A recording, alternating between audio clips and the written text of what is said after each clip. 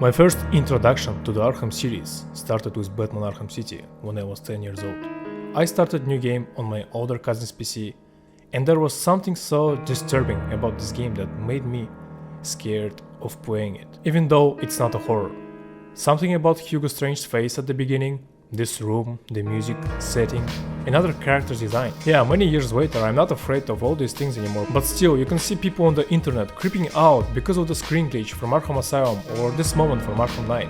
Batman Arkham trilogy is not a horror by any means, no, it's the opposite. In this game we play as the hunter. Batman mentality is strong in these games. He doesn't see any way for him to lose.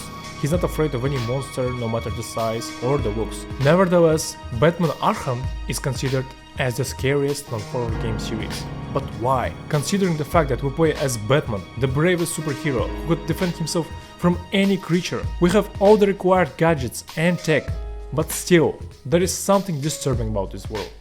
What did Rocksteady do to achieve this result? I identified three main reasons.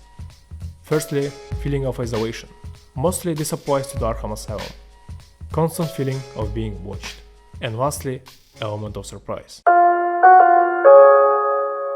Now, let's start from the first point, feeling of isolation. The idea itself, idea of being trapped in the asylum, and not just any asylum, but the one that gave us Poison Ivy, Harley Quinn, Riddler, Calendar Man, and the most notable of them all, the Joker. This building never fixed them, and it probably never will, because it was cursed even long before Joker or any other villain stepped their foot into this island. It all started from the very first inmate, Martin Hawkins. He claimed to see vision of Virgin Mary, who told him to go kill women, destroy their faces and reproductive organs. One of his many victims, wife and daughter of the founder of the asylum, Amadeus Arkham. But he didn't give up on the psycho, no. He believed that under his personal treatment, Martin can be cured. After some time, Martin started showing more signs of sanity, and he was released. But as soon as that happened, he killed Arkham's secretary. Later, Arkham himself became insane and killed Martin Hawkins. This is the place Batman has to deal with. Lots of dead bodies, blood, cursed island, cursed mansion, cursed warden, and 8 supervillains, all of whom insanely want to kill Batman. There is no way out of the asylum but to fight. He has to fight the way out of here. No going back, no police, no bad family. It's just Batman and the player who has to bring back at least some level of sanity to this place. But the worst part is, Batman is not in control of the environment. Most of the time he's late to save innocent people. And they just die because this place, this environment works against him. The sewers are not his location, Killer Croc is the king of it. He cannot do anything against the fear toxin. Scarecrow can easily intoxicate him in any room. And don't forget about the botanical gardens. It's not Arkham City or Knight where Batman controls the air or the roads. No, here he controls nothing. The main villain here is not the Joker, it's the walls of this cursed asylum. Rocksteady did a great job by creating this evil atmosphere. It makes you paranoid. Especially if you play this game at night. You feel isolated, so far away from the real world, surrounded by the worst people. While this creepy feeling of isolation is not so strong in the sequels, since, now we have the open world. It's always Batman versus all the villains. There are no NPCs on the streets of Gotham, no good people who cannot go down and hang out with the citizens, like in Spider-Man. The only few people we meet throughout the game are terrified victims who are just scared to go out. Once again, it's Batman versus all the freaking psychos. And since the plot of the game takes place during just one night, psychologically, we always have to push ourselves, be in a rush. We cannot go to the Batcave, take a minute to relax, no. One night, one Batman versus the army of psychos. And visiting card of the series, death screens. They became so iconic, it's practically a meme now. But let's take a deeper look. Dark room, black background, no light, villains insulting Batman, and you, the player, defeated, staying down on the ground, not being able to do anything. And the worst part is, the first thought after these death screens is, what is going to happen to Gotham now? Without Batman, it's done. And it's your fault. Well, before that, the villain will probably take off Batman's mask. And well, you can just leave the rest to your imagination. It always knows how to make the situation worse. Riddler, Hugo Strange, Joker, Arkham Knight, Scarecrow. All of them are watching all the time throughout the trilogy, but it's not that scary since we know that, and they are talking to us. Yeah, there are cameras everywhere and speakers which they use to communicate with us, but it's not that scary because we know they are watching us. The scariest watchers are the silent ones.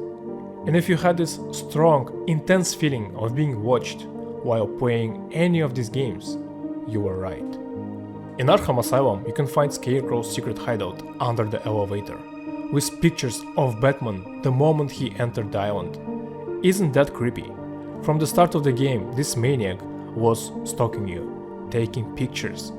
In Arkham City, right from the beginning, you can spot Azrael stalking you, knowing that Bruce Wayne is Batman. This isn't the detail you could spot immediately, but when you do, this gives me chills every time.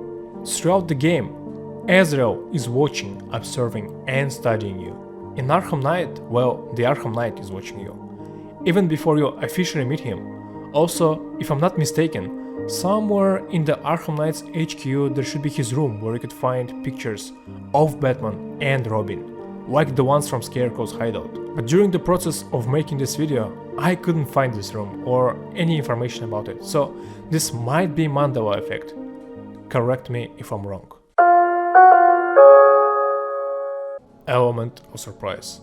I don't like watching horror movies because, well, you kinda prepare yourself for all the jump scares and monsters since you know you're going to watch a horror.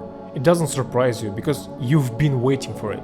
But what if it's not a horror at all and you are not waiting for any monsters, but it still has all that and it suits the setting? You just didn't prepare yourself. So the moment jump scare appears, it takes you by surprise. Because there's no man. Oh shit!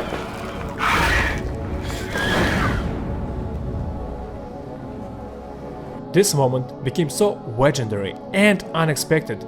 The compilation of YouTubers' reactions got 3 million views. As a jump scare, it works so well because you just don't expect it. It's not a mission, not a cutscene, you are just exploring the open world, flying around Gotham and boom! The look on your face when you saw him. Rocksteady knew how legendary this moment would become, they actually made it twice. Again, I don't like jump scares because that's a very easy and cheap way to make your viewers scared, but this one is the best one. And don't lie that you didn't get scared. Everyone was, because no one knew this was coming. But this is not the first time Rocksteady made gamers pee in their pants. Yeah, you know what I'm talking about. Another legendary moment that broke the fourth wall and played with the sacred fears of every gamer. Glitching screen, losing the save data, game restarting from the very first mission. Whew. If on your first playthrough this was a surprise for you, I consider you extremely lucky, because I knew that this was coming because of the spoilers and didn't get to experience it the right way. But still, this is probably the scariest moment in the history of video games. Including all the horrors, Rocksteady made this. Basically, Scarecrow used his fear toxin on us, gamers, and showed us our biggest fear. We were confused and scared as hell, not understanding what just happened, what to do. Is it the game or is it the problem with my hardware? Did I do something wrong? This is Hideo Kojima level of genius. Once again, Rocksteady are masters of making jump scares in the moments you don't expect them to have it. For example, this one that you can get in the New Game Plus of Arkham Knight.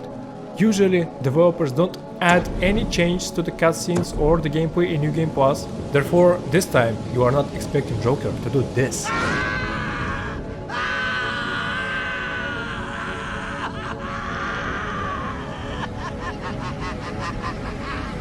Even after beating the game, knowing every secret, completing it for 120%, you can still get creeped out because of this. To conclude, Rocksteady achieved this creepy setting by creating this atmosphere of isolation, making you paranoid, being watched and observed, and surprising us during the most unexpected moments with the most unexpected and original ways. But of course, it goes deeper than that. And as we all know, devil is in the details. And it's not just these 3 big points, but all the small directing decisions throughout the game, like this camera tilt after being influenced by the Scarecrow toxin, or these voices of people begging for Batman to help in the detective mode.